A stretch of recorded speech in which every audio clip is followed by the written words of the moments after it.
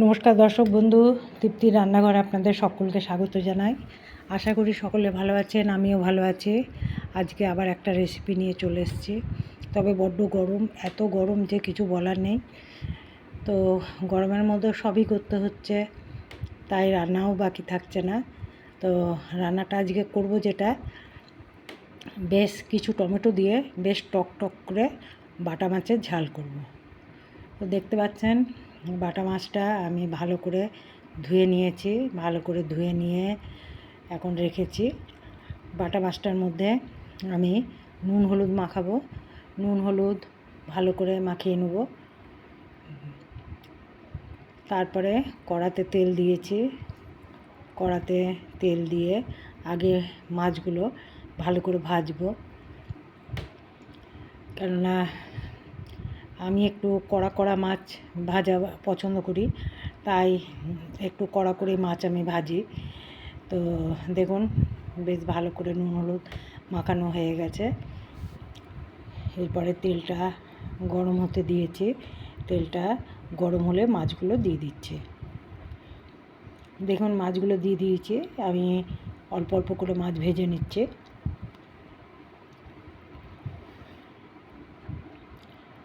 মাছগুলো দেখুন বেশ কড়া কড়া করে মাছটা ভাজছি। আর আমি পেঁয়াজ নিয়েছি, মিডিয়াম সাইজের 3টে পেঁয়াজ নিয়েছি।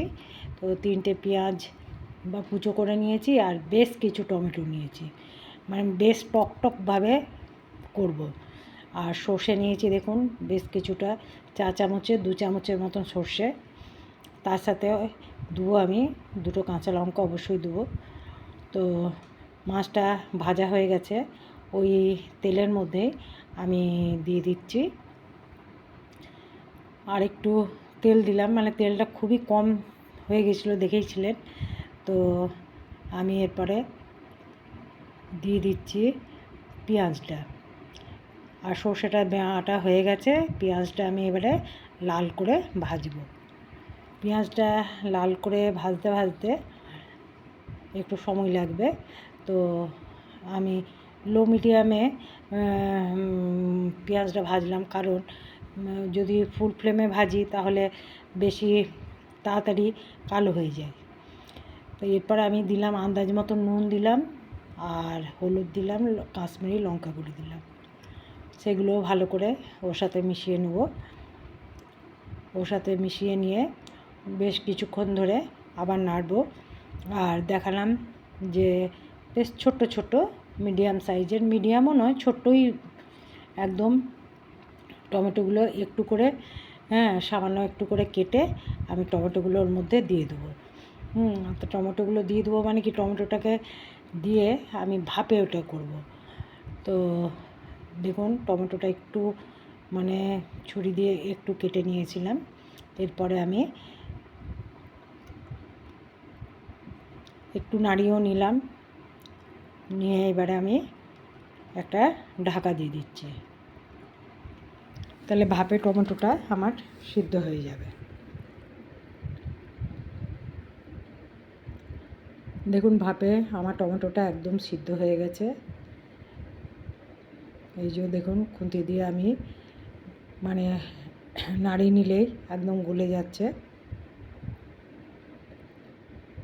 বেশ কিছুক্ষণ ধরে নাড়িয়ে নাড়িয়ে টমেটোগুলোকে গলিয়ে দিচ্ছি।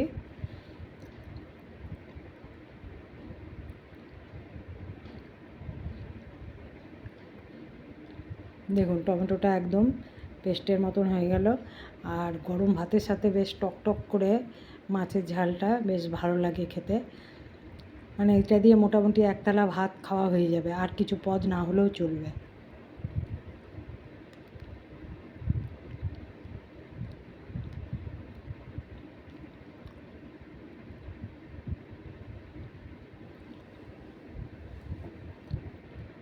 দেখুন বেশ কিছুক্ষণ ধরে নাড়িয়ে এরপর আমি সর্ষে বাটাটা ছেঁকে নিয়ে দিয়ে দিলাম।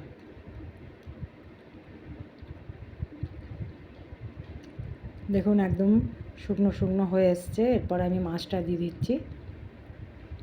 মাছটা দেওয়ার পর আমি দু একবার মাছটা উলট পালট করে দেবো, কেননা মাছটাই তাহলে সব দিকে মশলাটা ঢুকবে। আর খেতেও তাহলে ভালো লাগবে। আর এর উপরে আমি দিয়ে দিচ্ছি দুটো কাঁচা লঙ্কা।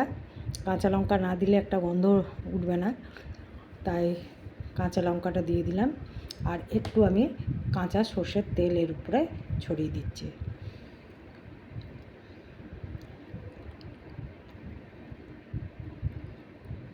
একটু সর্ষে বাটাতে একটু কাঁচা তেল না দিলে কিন্তু খেতে ভালো লাগে না, হ্যাঁ, তার টেস্ট আসে না।